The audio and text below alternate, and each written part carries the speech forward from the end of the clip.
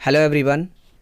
तो दोस्तों, अभी तक जितने भी अम्ल, क्षारक और लवण से जुड़े हुए फैक्ट, थ्योरी और कॉन्सेप्ट को बताए गए हैं वो एग्ज़ाम और व्यू से बहुत ज़्यादा इम्पोर्टेंट है। तो अगर आप मेरे इस वीडियो को एक बार पढ़ चुके हैं और कॉपी पर अच्छे तरह से लिख चुके हैं, तो आप दोबारा अगर रिवाइज करना चाहते हैं तो यूट्यूब में एक ऑप्शन आता है प्लेबैक का, उस पर आप वीडियो को फास्ट मोशन में करके चला सकते हैं। ठीक है, तो आप रिवाइज करना चाहते हैं तो फास्ट मोशन में करके वीडियो को देख लीजिए। आप लोगों को मतलब वो चीज़ें जो हैं पुनः एक बार जो यादें हैं अम्ल, क्षार और लवण की वो ताज़ा हो जाएंगी। ठीक है, तो आज के इस वीडियो में हम लोग हाइड्रोजन आयन के शक्ति के बारे में पढ़ने वाले हैं।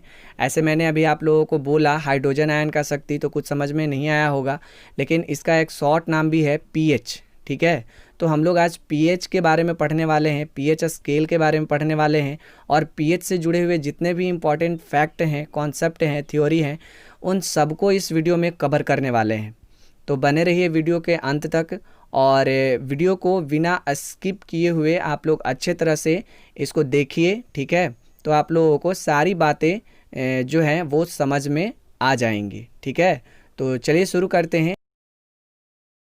जैसा कि दोस्तों हम सब पिछले के वीडियो में हम लोगों ने पढ़ा है कि अम्लीय विलयन में जो आयन उपस्थित होता है वो किस तरह का आयन होता है, H+ आयन उपस्थित रहता है, और क्षारीय विलयन में जो आयन उपस्थित रहता है वो आपका होता है OH- आयन उपस्थित रहता है। ठीक है, अब यहाँ पर ध्यान दीजिएगा, अम्लीय विलयन में जो हाइड्रोजन आयन होता है और क्षारीय विलयन में जो OH- आयन होता है, ठीक है, यानी हाइड्रोक्साइड आयन जो होता है, ठीक है, तो इसमें ध्यान दीजिएगा, यहाँ पर अम्ल में हम लोग देख रहे हैं कि H+ यानी हाइड्रोजन आयन है, और क्षारीय विलयन जो होता है इसमें OH- आयन उपस्थित रहता है, लेकिन इसमें भी देखिएगा हाइड्रोजन उपस्थित रहता है, इसमें भी आपका हाइड्रोजन क्या चीज रहता है, उपस्थित रहता है। तो यहाँ पर मैं आप लोगों को यह बताना चाहता हूँ कि हमारे वैज्ञानिकों ने अम्लीय विलयन में हाइड्रोजन आयन, ठीक है, अम्लीय विलयन में हाइड्रोजन आयन, ठीक है, या यूं कह सकते हैं कि किसी विलयन में हाइड्रोजन आयन की संख्या का पता लगाने के लिए, हाइड्रोजन आयन की संख्या का पता लगाने के लिए एक सार्वत्रिक सूचक का निर्माण किया, जिसे हम लोग क्या बोलते हैं, पीएच बोलते हैं। ठीक है, यहाँ पर ध्यान दीजिएगा, अम्ल हो या क्षारक हो उसमें हाइड्रोजन उपस्थित रहता है। ठीक है, अम्ल हो या क्षारक हो उसमें आपका हाइड्रोजन उपस्थित रहता है।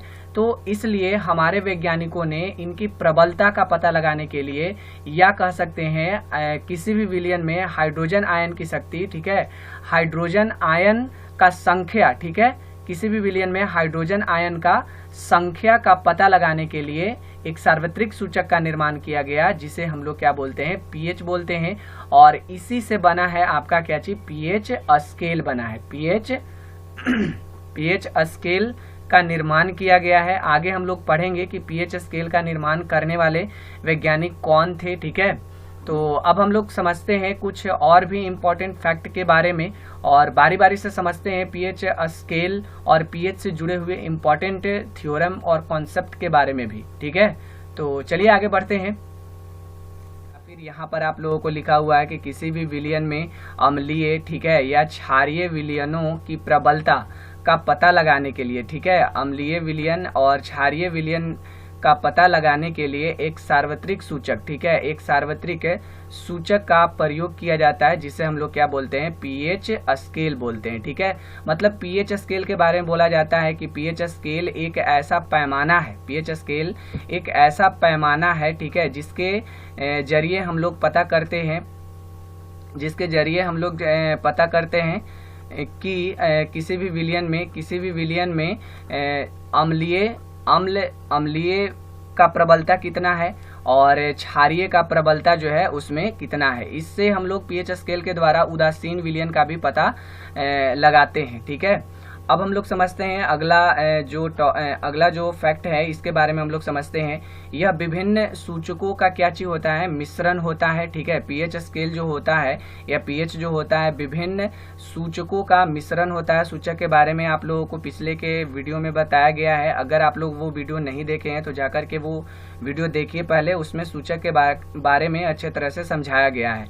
तो पीएच जो है वो क्या है, पीएच जो है विभिन्न प्रकार के सूचकों का क्या चीज है, मिश्रण होता है। ठीक है, जिसमें जो है हाइड्रोजन आयन की सांद्रता, ठीक है, हाइड्रोजन आयनों की जो सांद्रता होती है, हाइड्रोजन आयनों की सांद्रता जो होता है वो विभिन्न अनुरूपों में पाया जाता है, जिसको विभिन्न रंगों के द्वारा पीएच स्केल या पीएच जो होता है प्रदर्शित करता है। ठीक है, कहने का मेरा मतलब हुआ कि पीएच जो होता है बहुत सारे सूचकों का मिश्रण होता है, जिसके आधार पर जो भी विलयन होता है उस विलयन में जो भी हाइड्रोजन आयन होता है उसके सांद्रता को किसके द्वारा प्रदर्शित किया जाता है, रंगों के द्वारा प्रदर्शित किया जाता है। ठीक है, अब हम लोग समझते हैं कि पीएच स्केल के बारे में सबसे पहले किस वैज्ञानिक ने हम लोगों को बतलाया, या पीएच स्केल जो है कहाँ से आया, इसको सबसे पहले किसने बनाया, या इसके बारे में सबसे पहले कौन से वैज्ञानिक ने बतलाया। ठीक है, तो इसके बारे में सबसे पहले जो हमारे वैज्ञानिक हैं एसपीएल सैरेनसन, याद रखिएगा शॉर्ट में नाम पूछा जाता है सैरेनसन की, किस वैज्ञानिक ने पीएच स्केल के बारे में बतलाया था। ठीक है, पीएच स्केल जो है एसपीएल सैरेनसन द्वारा ही निर्माण किया गया था। इनका पूरा नाम याद रखिएगा, सैरेन पेडर, ठीक है, लैरिटज सैरेनसन नाम है इनका पूरा नाम तो याद नहीं किया जा सकता है। अगर याद रखने में आप लोग सक्षम है तो पूरा नाम याद रखिए, नहीं तो ए वाला नाम याद रखिएगा, सैरेनसन। ठीक है, इनका ए नाम जो है बहुत ज्यादा प्रचलित है, लास्ट वाला। ठीक है, अब यहाँ से समझते हैं हम लोग कि पीएच जो होता है, पीएच का अर्थ क्या होता है। ठीक है, जैसे पीएच स्केल में जो पी और एच जो लिखा हुआ है इसका अर्थ क्या होता है। ठीक है, तो यहाँ से एक और डिफिनेशन आप लोगों को मिल सकता है, एक और परिभाषा मिल सकता है, तो ध्यान रखिएगा। पीएच में पी का जो अर्थ होता है वो क्या होता है, पोटेंस होता है, जिसको हम लोग क्या बोलते हैं, पुषांश बोलते हैं। और पुषांश का अर्थ होता है क्या चीज, पुषांश का अर्थ होता है शक्ति। ठीक है, पुषांश का अर्थ क्या होता है, शक्ति होता है। पुषांश का अर्थ क्या होगा, शक्ति होगा। और एच का अर्थ क्या हो जाएगा, एच का अर्थ होगा, ठीक है, एच का अर्थ क्या होगा, हाइड्रोजन आयन होगा, हाइड्रोजन आयन होता है। ठीक है, एच का अर्थ होता है हाइड्रोजन आयन। ठीक है, यानी इस आधार पर हम लोग पूरा अर्थ निकाल सकते हैं। पीएच का पूरा अर्थ अब क्या निकाला जा सकता है, तो पीएच एक ऐसा पैमाना है, ठीक है, पीएच स्केल एक ऐसा पैमाना है जो हाइड्रोजन आयन के शक्ति को क्या करता है, बतलाता है। ठीक है, अब चलिए बढ़ते हैं हम लोग आगे और भी इसके बारे में फैक्ट को समझते हैं। धीरे धीरे जो कॉन्सेप्ट है वो समझते चलते हैं हम लोग। यहाँ पर आप लोगों को मैंने अभी बताया कि हाइड्रोजन, एच का अर्थ होता है क्या, हाइड्रोजन, जिसका अर्थ होता है हाइड्रोजन आयन, जो मैंने आप लोगों को बतलाया। यानी इसका पूरा अर्थ अगर निकाल करके देखा जाए तो क्या निकल करके सामने आता है, इसका अर्थ हाइड्रोजन आयन की शक्ति। ठीक है, अब इसमें आप लोग याद रखिएगा कि जो भी पीएच स्केल आपका होता है, जो भी आपका पीएच स्केल होता है, ठीक है, उस पर कितना से कितना तक अंक को प्रदर्शित किया जाता है। तो ध्यान रखिएगा 0 से शुरू होकर के, ठीक है, 0 से शुरू होकर के स्केल पर कितने अंक प्रदर्शित होते हैं, 14 तक अंक प्रदर्शित किए जाते हैं। ठीक है, 14 तक अंक जो है प्रदर्शित किए जाते हैं। ठीक है, इस बात का आप लोगों को पता होना चाहिए। ठीक है, इसी आधार पर हम लोग जो है अम्लीय, क्षारीय या उदासीन होने का पता करते हैं। ठीक है, अब चलिए और भी कुछ बातें इसके बारे में जानते हैं। जैसे पीएच जो है, पीएच स्केल जो होता है इसमें अम्लीय विलयन, ठीक है, पीएच स्केल पर अम्लीय विलयन का जो पीएच मान होता है वो कितना होता है, 7 से कम होता है। ठीक है, उसके बाद क्षारीय विलयन में अगर हम पीएच स्केल को ले जाते हैं तो वहां पर इसका जो मान होता है वो 7 से क्या चीज होता है, अधिक होता है। ठीक है, और उदासीन विलयन में जो पीएच का मान होता है वो कितना होता है, 7 होता है। उदासीन विलयन में पीएच का मान जो होता है वो 7 से ना ज्यादा अधिक होता है और ना ही ज्यादा कम होता है, मतलब पूरे 7 के बराबर होता है। इस बात का ध्यान रखिएगा आप लोग। ठीक है, अब यहाँ पर आप लोगों को कुछ और भी कॉन्सेप्ट याद रखना है पीएच से जुड़ा हुआ। जैसे यहाँ पर ध्यान से समझिएगा, पीएच का जो मान होता है, ठीक है, पीएच का जो मान होता है वो जितना ज़्यादा कम होगा, ठीक है, पीएच का मान जितना ज़्यादा कम होगा, विलयन जो होता है उतना ही ज़्यादा क्या चीज होता है, अम्लीय होता है। इस बात का ध्यान रखिएगा, पीएच का मान जितना ज़्यादा कम होगा, ठीक है, विलयन जो है उतना ज़्यादा अम्लीय होता है, और जितना ज़्यादा अधिक होगा, ठीक है, जितना ज़्यादा अधिक होगा उतना ज़्यादा विलयन कैसा होगा, क्षारीय होता है, उतना ज़्यादा विलयन क्षारीय होगा। इसके बाद आप लोगों को ध्यान रखना है कि बहुत ज़्यादा अगर अम्लीय होता है, ठीक है, बहुत ज़्यादा अगर विलयन अम्लीय होता है तो उसका मान जो है 0 से भी कम चला जाता है, ठीक है, इस बात का ध्यान रखिएगा आप लोग। इसके बाद इसके ठीक विपरीत हम लोग समझ सकते हैं कि अगर जो है अधिक क्षारीय होता है, अगर बहुत ज़्यादा क्षारीय है, ठीक है, विलयन अगर बहुत ज़्यादा क्षारीय है तो उसका जो पीएच मान होगा, पीएच मान जो होगा वो 14 से क्या चीज हो जाएगा, अधिक हो जाएगा, ठीक है। तो यहाँ से आप लोगों को कुछ पीएच मान याद रखना है। कुछ ऐसे पदार्थ हैं, खाद्य पदार्थ हैं, ठीक है, जिनका पीएच मान कितना होता है वो याद रखना आप लोगों के लिए बहुत ज़रूरी है, क्योंकि एग्ज़ाम में जो है इससे रिलेटेड सवाल पूछे जाते हैं, पीएच से जुड़ा हुआ। जैसे पूछ देगा कि नींबू का पीएच मान कितना होता है, जल का पीएच मान कितना होता है, तो ये सब जो है पीएच मान आपको पता होना चाहिए, नहीं तो एग्ज़ाम में आप लोग छोड़ करके चले आइएगा, ठीक है। तो यहाँ पर मैंने कुछ पीएच मान लिया है पदार्थों का, वो आप लोगों को याद रखना है। ध्यान से पढ़ते हुए याद करिएगा तो आप लोगों को याद हो जाएगा, ठीक है, और याद करना बहुत ज़रूरी है। जैसे यहाँ पर पहला पदार्थ हमारे पास क्या है, जल। जल का जो पीएच मान होता है वो कितना होता है, 7 होता है।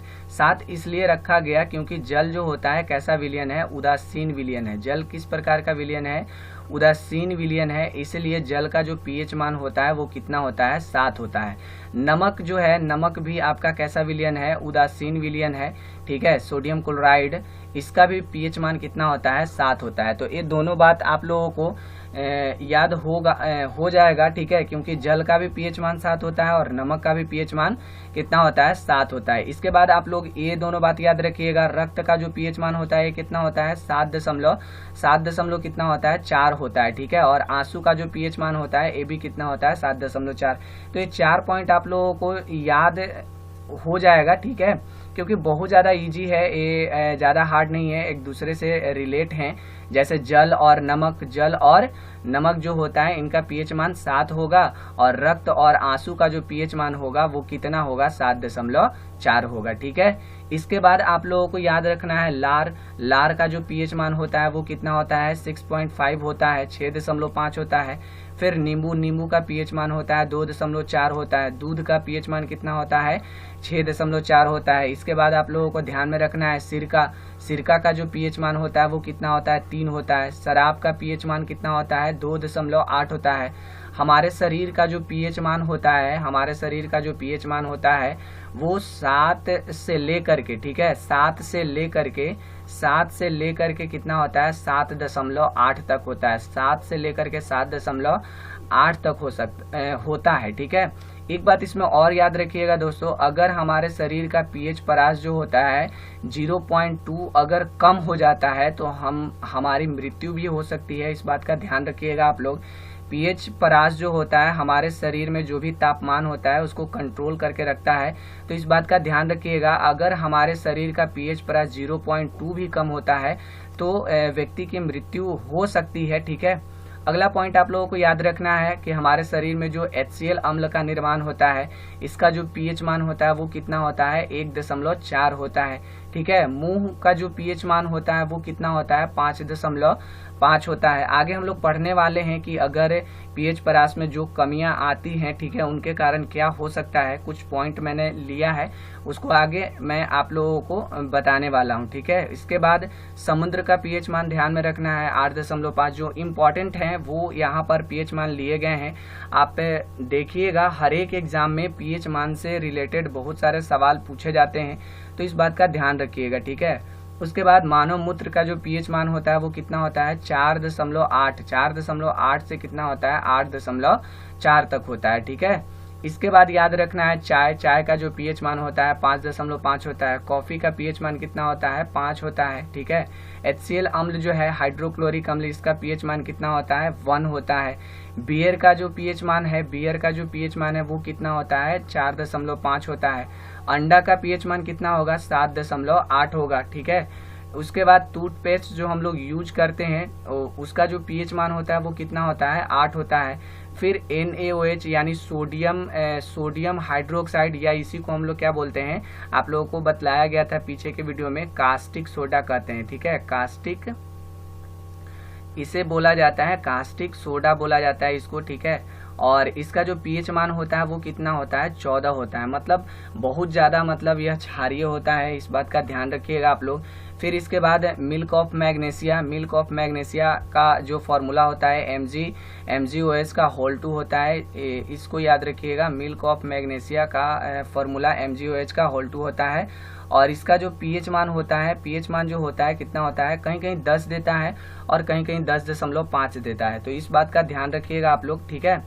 आगे बढ़ते हैं हम लोग और भी पदार्थों के जो पीएच मान है उसको समझते हैं। जैसे अचार हो गया, अचार का जो पीएच मान होता है वो कितना होता है? 3.5 होता है। सेब, इसका पीएच मान 3 होता है। बैटरी जो हम लोग यूज करते हैं, बैटरी में जो अम्ल यूज करते हैं उसका पीएच मान कितना होता है? 1 होता है। मतलब ये बहुत ज़्यादा अम्लीय होता है, ठीक है। बेकिंग सोडा का जो पीएच मान होता है वो 8 कितना होता है? 3 होता है। फिर इसके बाद मिट्टी का जो पीएच मान, आदर्श जो मिट्टी होता है उसका पीएच मान कितना होता है? 7 से 7.6 तक इसका जो पीएच मान होता है, ठीक है। ये सब का मान याद रखिएगा, क्योंकि एग्जाम में इससे बहुत ज़्यादा प्रश्न आते हैं, और जहाँ तक मैंने इसमें पीएच मान को लिया है उससे ज़्यादा एग्जाम में नहीं पूछे जाते हैं। अगर आप इन पीएच मान को याद रख करके जाते हैं तो एग्जाम में पीएच मान से एक भी प्रश्न आपका नहीं छूट पाएगा, ठीक है।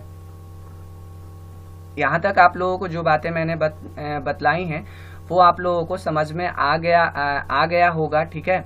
तो अब हम लोग बढ़ते हैं आगे और समझते हैं कुछ और भी बातें पीएच से जुड़े हुए, ठीक है। जैसे अगर हम लोग बोले, अगर यहाँ पर, ठीक है, अगर ताप को बढ़ाते हैं, ठीक है, तो पीएच मान जो होता है साथ साथ क्या चीज होता है? बढ़ता है। यहाँ पर एक चीज और याद रखिएगा, पीएच का एक फॉर्मूला होता है जो भी हाइड्रोजन आयन का संख्या निकालने के लिए रहता है, या हाइड्रोक्साइड आयन का संख्या जो निकालने के लिए रहता है वो इसी फॉर्मूला से निकाला जाता है, ठीक है। यहाँ पर याद रखना है आपको, पीएच बराबर क्या होता है? -log H+ आयन होता है, या इसी को हम लोग माइनस को जब हटाते हैं तो 1/log H+ आयन होता है, ठीक है। और भी कुछ बातें हैं जिसको याद रखना है, जैसे हाइड्रोजन आयन की जो सांद्रता होता है, मतलब जो फॉर्मूला यहाँ पर आप लोगों का बना, इस फॉर्मूला से एक परिभाषा डिफिनेशन तैयार होता है। जैसे यहाँ पर हम लोग बोल सकते हैं कि हाइड्रोजन आयन का जो सांद्रता होता है उसके ऋणात्मक लॉग को, ठीक है, हाइड्रोजन आयन का सांद्रता H+ आयन का जो सांद्रता होता है इसके ऋणात्मक लॉग को हम लोग क्या बोलते हैं? ऋणात्मक लॉग को क्या बोला जाता है? पीएच बोला जाता है, ठीक है। समझ में आया बात है आप लोगों को? यहाँ पर कुछ और भी बातें हैं जिसको जान लेना जरूरी है, जैसा कि मैंने आप लोगों को अभी कुछ देर पहले आप लोगों को मैंने बतलाया था कि जो पीएच स्केल होता है, ठीक है। पीएच स्केल क्या है? पीएच स्केल एक प्रकार का पैमाना है जो हमें यह बतलाता है कि कौन सा विलयन अम्लीय है, कौन सा क्षारीय और कौन सा उदासीन है, ठीक है। अब यहाँ पर कुछ पीएच से जुड़े हुए इम्पोर्टेंट फैक्ट हैं जो हम लोगों के दैनिक जीवन में महत्वपूर्ण भूमिका निभाते हैं। इसको समझ लेना बहुत ज़्यादा जरूरी है, क्योंकि पीएच का मान जो है हमारे दैनिक जीवन में अगर घटता बढ़ता रहेगा तो उसका क्या प्रभाव पड़ सकता है, ठीक है। तो चलिए बारी बारी से हम लोग समझते हैं, ठीक है, इसके बारे में। जैसा कि यहाँ पर आप लोग देख सकते हैं कि दैनिक जीवन में पीएच का महत्व क्या चीज़ है, ठीक है। तो यहाँ पर ध्यान रखिएगा, हमारा शरीर, अभी आप लोगों को बतलाया गया कि हमारा शरीर का जो पीएच परास होता है वो कितना होता है? 7 से 7.8 के बीच कार्य करता है, ठीक है। इसमें कुछ और भी बातें हैं, जैसे जीवित प्राणी जो होता है केवल संकीर्ण पीएच परास में ही जीवित रह सकते हैं, ठीक है। वर्षा के जल का पीएच मान जब 5.6 से कम, मतलब वर्षा का जल का पीएच मान कितना होता है? 5.6 होता है। अगर इससे कम हो जाता है तब उसे हम लोग क्या बोलते हैं? अम्लीय वर्षा बोलते हैं। ये बात आप लोगों को ध्यान रखना है, एग्जाम में पूछा जाता है कि अम्लीय वर्षा किसे कहते हैं, तो ध्यान रखिएगा कि वर्षा जल का जो पीएच मान है, वर्षा जल का पीएच मान कितना होता है, 5.6 होता है। अगर 5.6 से कम है, अगर पीएच का मान 5.6 से कम है तो वैसे वर्षा जल को हम लोग क्या बोलेंगे, अम्लीय वर्षा जल बोलेंगे, ठीक है। और इस लाइन में, यहाँ पर जो अभी हमने लाइन पढ़ा है, इस लाइन में यह बतलाया गया है कि अगर मानव शरीर का जो पीएच मान 7 से 7.8 के बीच होता है, ठीक है, अगर इसमें जो भी कुछ भी मतलब पॉइंट अगर पीएच परास में कमी होता है तो उसके जीवन पर बहुत ज़्यादा प्रभाव पड़ सकता है, ठीक है, शायद उसकी मृत्यु भी हो सकती है। इसके बाद आप लोगों को ध्यान रखना है अम्लीय वर्षा का जल, अम्लीय वर्षा जो है, जब अम्लीय वर्षा का जो जल है वो नदियों में जब प्रवाहित होता है तो नदी का जो पीएच मान होता है वो भी कम हो जाता है, और ऐसे में जो नदी के अंदर जो भी जलीय जीवधारी रहते हैं उनके जीवन को बहुत ज़्यादा नुकसान हो सकता है, ठीक है। और यह जो अम्लीय वर्षा है ये होता कैसे है, तो जो भी हम लोग कल कारखाना हो गया, फिर से मोटर से निकलने वाले जितने भी धुएं हैं, ठीक है, ये वायुमंडल को बहुत ज़्यादा प्रदूषित कर रहे हैं, जिसके कारण जो है वातावरण हमारा दूषित हो रहा है। और उसी से वर्षा का जो जल है, वर्षा का जो जल है उसका जो पीएच परास है, जो पीएच मान है वो कम होते जा रहा है, जिसके कारण अम्लीय वर्षा होता है, ठीक है। और अम्लीय वर्षा के बहुत सारे मतलब कि जैसे अगर मान लेते हैं जंगल में पेड़ पौधे पर वो उस प्रकार के जल अगर वहाँ पर गिरते हैं, ठीक है, तो पेड़ पौधा को भी नुकसान करेंगे। तो यहाँ से इस बात का ध्यान रखिए कि हम लोगों को जो भी मतलब कि प्रदूषण है उनको मतलब कम करना बहुत ज़रूरी है, नहीं तो आने वाले समय में हम लोगों को बहुत ज़्यादा दिक्कतों का सामना करना पड़ सकता है। तो चलिए आगे हम लोग पढ़ते हैं अब, ठीक है। और इसका जो है कहाँ पर उपयोग मतलब और कहाँ पर इसका जो है प्रभाव हम लोगों को देखने के लिए मिलता है। जैसे पीएच परिवर्तन जो होता है, पीएच परिवर्तन के कारण हमारा दंत क्षय भी होता है। मतलब ऑब्वियसली यह हो सकता है कि अगर आपका जो मुंह का जो पीएच मान होता है वो कितना होता है, 5.5 होता है। अगर मान लेते हैं 5.5 से 5.5 का मतलब कि यह कैसा विलयन होगा, तो यह आपका होगा अम्लीय होगा, ठीक है, अम्लीय होगा। अगर मान लेते हैं इससे कम हो जाता है पीएच का मान, अगर परिवर्तन होता है मतलब कम होगा या बढ़ेगा, ठीक है, तो उस स्थिति में आपको किसका सामना करना पड़ सकता है, दंत क्षय का सामना करना पड़ता है। मतलब आपके दांत जो होंगे वो झड़ने लगेंगे, ठीक है। जैसे यहाँ पर देखिए आप लोगों को दिया गया होगा पीएच 5.5 से कम होने पर क्या चीज हो जाएगा, बहुत ज्यादा अम्लीय हो जाएगा, जिसके कारण दंत क्षय प्रारंभ हो जाता है। दांतों में क्या पाया जाता है, इनेमल, ठीक है, और कैल्शियम सल्फेट से जो हमारा दांत है वो बना होता है। इस बात का ध्यान रखिएगा, दांतों का जो इनेमल होता है, ठीक है, दांतों में क्या पाया जाता है, इनेमल पाया जाता है, जो किससे बना हुआ होता है, कैल्शियम फॉस्फेट से बना हुआ होता है, जो शरीर का सबसे कठोर पदार्थ होता है। इस बात का ध्यान रखिएगा दोस्तों, हमारे शरीर का सबसे कठोर पदार्थ कौन सा होता है, इनेमल, जो किससे बना होता है, कैल्शियम फॉस्फेट से बना होता है, ठीक है। यह जल में नहीं घुलता, लेकिन मुंह का जो पीएच मान है वो 5 से कम होने पर, ठीक है, कम होने पर यह संक्षारित हो जाता है। मतलब जो है दांत जो है वो आपका झड़ने लगेगा। मुंह में उपस्थित जो भी बैक्टीरिया होता है भोजन के पश्चात मुंह में अवशिष्ट शर्करा एवं खाद्य पदार्थ का निम्नीकरण करके अम्ल उत्पन्न करते हैं। भोजन के बाद, ठीक है, मुंह साफ करने से इससे बचाव किया जा सकता है। मुंह की सफाई के लिए, ठीक है, मुंह की सफाई के लिए क्षारीय दंत मंजन, ठीक है, का उपयोग करने से अम्ल की अधिकता को क्या किया जाता है, अधिकता मतलब अम्ल अगर आपके शरीर में बढ़ गया तो हम लोग क्या करते हैं, दंत मंजन के द्वारा उसको हम लोग उदासीन करते हैं, जिससे मतलब दंत क्षय को क्या किया जा सकता है, रोका जा सकता है। मतलब इसमें यह बताने का कोशिश किया गया है कि जो हमारे मुंह का जो पीएच मान होता है वो कितना होता है, 5.5 होता है। अगर यह पीएच मान क्या चीज होता है, कम होता है, तो हमारा जो मुंह के अंदर जो भी दांत पाया जाता है वो झड़ना शुरू हो जाएगा, ठीक है। मतलब क्यों झड़ना शुरू हो जाता है, तो जो भी हम लोग भोजन करते हैं तो भोजन में जो भोजन के कण होते हैं वो हमारे दांतों में फंसे रह जाते हैं, जिसके कारण वहाँ पर बैक्टीरिया जो भी मतलब कि जो भी मतलब कि बैक्टीरिया होते हैं वो वहाँ पर पनपने लगते हैं, जिसके कारण मतलब कि अम्लीयता का जो मात्रा होता है वो वहाँ पर बढ़ने लगता है। ठीक है, तो हम लोग उससे बचने के लिए हम लोग क्या उपयोग करते हैं, दंत मंजन का उपयोग करते हैं, जो एक प्रकार का क्या चीज है, क्षारीय होता है। ठीक है, दंत मंजन जो होता है वो कैसा होता है, क्षारीय होता है। और क्षारीय जो होता है, क्षारक जो होता है वो जो होता है अम्ल को क्या कर देता है, उदासीन कर देता है, जिसके कारण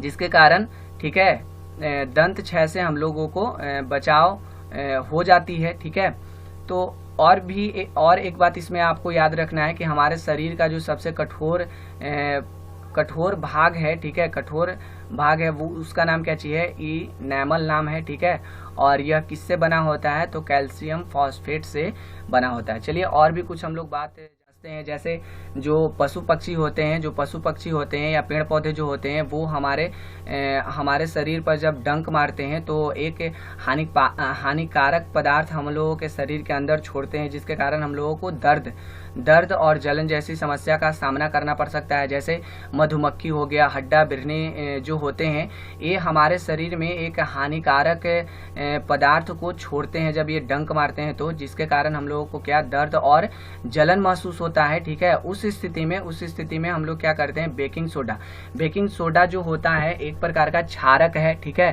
क्षारक है जिसका उपयोग करते हैं तो हम लोगों को आराम मिलता है। फिर नेटल का एक पौधा होता है जिस पर डंक नुमा क्या होते हैं, बाल होते हैं। ठीक है, डंक नुमा बाल होते हैं, जो जब कभी भी नेटल का पौधा हम लोगों को या उसके संपर्क में हम जाते हैं, ठीक है, तब वो किस प्रकार का अम्ल छोड़ता है, मेथेनोइक अम्ल छोड़ता है। इस बात का भी ध्यान रखिएगा कि जो मधुमक्खी है या हड्डा बिरने ये सब जो हो गया हमारे शरीर में मेथेनोइक अम्ल नामक पदार्थ छोड़ते हैं, जिसके कारण हम लोगों को दर्द और जलन जैसी समस्या का सामना करना पड़ता है। ठीक है, तो नेटल का पौधा जो है डंक जब मारता है, ठीक है, तब हमारे शरीर में किस प्रकार का अम्ल छोड़ता है, मेथेनोइक नामक अम्ल को छोड़ता है। ठीक है, अब इससे बचने के लिए हम लोग करते क्या है, तो यहाँ पर देखिए आप लोगों को यहाँ पर इसके बारे में पूरा जानकारी मिल जाएगा। नेटल का एक शाकीय पादप है, नेटल जो है एक शाकीय पादप है जो जंगल में उपजता है। ठीक है, इसके पत्तों पर डंक नुमा क्या होते हैं, डंक नुमा बाल होते हैं, जो अगर गलती से अगर छू जाए तो डंक जैसा दर्द होता है। ठीक है, इन बालों में मेथेनोइक अम्ल का स्राव होने के कारण यह दर्द होता है। ठीक है, इस बात का ध्यान रखिएगा। पारंपरिक तौर पर इसका इलाज डंक वाले स्थान पर डॉक नामक, ठीक है, डॉक नामक एक पौधा का पत्ती को जब रगड़ा जाता है, ठीक है, तब पौधे अधिकतर मतलब जब हम लोग डॉक नामक उसी के इर्द गिर्द जो है नेटल का जो पौधा होता है, नेटल का जो शाकीय पौधा होता है, इसी के इर्द गिर्द जो है डॉक नामक पौधा भी उपजता है। ठीक है, जिसके पत्तों को अगर वहां पर रगड़ा जाए तो हम लोगों को दर्द और जलन से आराम मिल सकता है। ठीक है, तो यहाँ तक जानकारी आप लोगों को जितना भी पीएच से जुड़ा हुआ था वो जानकारी दोस्तों यहाँ पर आप लोगों को दिया जा चुका है। ठीक है, अगर आप लोगों को इस वीडियो से या इस वीडियो में जो बात आप लोगों को समझ में नहीं आया हो, जो दिक्कत हो, तो आप इस वीडियो को पुनः एक बार प्ले करके देखें, एक बार, दो बार, तीन बार देखें। ठीक है, तो आप लोगों को जरूर बातें, हर पॉइंट आप लोगों को समझ में आने वाला है, क्योंकि पूरा डिटेल से आप लोगों को इसमें पीएच के बारे में जितनी भी जानकारियां देनी थी वो मैंने आप लोगों को यहाँ पर दे दी। ठीक है, जो भी जानकारी था पीएच से जुड़ा हुआ वो यहाँ पर आप लोगों को दे दिया गया है। तो आप इस वीडियो को ध्यान से देखिए, समझिए, पढ़िए। ठीक है, और दोस्तों के भी शेयर कीजिए ताकि उनको भी इस वीडियो से कुछ लाभ मिल सके। ठीक है, अब दोस्तों यहाँ पर कुछ और भी फैक्ट आप लोगों को मैं समझाता हूँ। जैसे पिछले के वीडियो में कुछ बातें आप लोगों को नहीं बतलाई गई थी, जैसे प्रस्वेद लवण के बारे में। ठीक है, लवण से जुड़ा हुआ टॉपिक है, प्रस्वेद लवण होता है, प्रस्वेद लवण। ठीक है, जैसे आप लोगों को मैंने बतलाया था कि जो भी हम लोग नमक का निर्माण करते हैं या जो हम लोगों को नमक प्राप्त होता है वो सबसे ज़्यादा कहाँ से प्राप्त होता है, समुद्र से प्राप्त होता है। और जब हम लोग समुद्र से नमक प्राप्त करते हैं तो MgCl2 और CaCl2 जैसे अशुद्ध पदार्थ जो होते हैं उस नमक में भी आ जाते हैं, अशुद्ध पदार्थ जो होते हैं उस नमक में भी आ जाते हैं। दोस्तों मैं यहाँ पर आप लोगों को यह बताने का कोशिश कर रहा हूँ कि जो भी नमक होता है, नमक ठीक है, नमक में जो अशुद्ध पदार्थ मिले होते हैं MgCl2 या CaCl2 जो मिले होते हैं, इनको हम लोग क्या बोलते हैं, प्रस्वेद लवण के नाम से जानते हैं।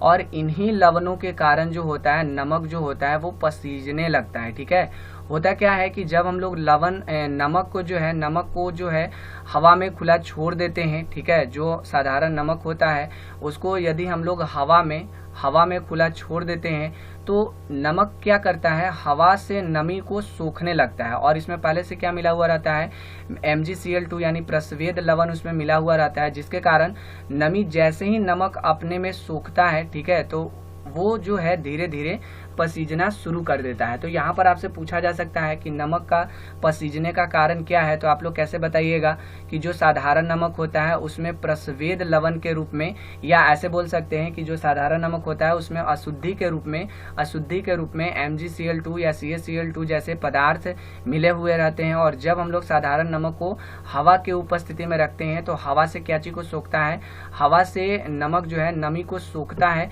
जिसके कारण नमक जो है धीरे धीरे पसीजने लगता है। ठीक है, इसके बाद कुछ और भी फैक्ट हैं जो आप लोगों को मैं यहाँ पर बताना चाहता हूँ। जैसे अम्ल जो होता है आप लोगों को बतलाया गया था कि जब ये जल में घुलता है तो H+ आयन प्रदान करता है। अब दोस्तों यहाँ पर एक बात और ध्यान रखिएगा कि अम्ल जो होता है जल में घुलता है तो हाइड्रोनियम, ठीक है, हाइड्रोनियम आयन उत्पन्न करता है, हाइड्रोनियम आयन, ठीक है, हाइड्रोनियम आयन उत्पन्न करता है, जिसका फॉर्मूला होता है H2O+, ठीक है, सॉरी H3 होता है, ठीक है, H3 और O+ होता है। ध्यान रखिएगा इस बात का, हाइड्रोनियम आयन का फॉर्मूला क्या होता है, H3O4 होता है। इस बात का ध्यान रखिएगा आप लोग।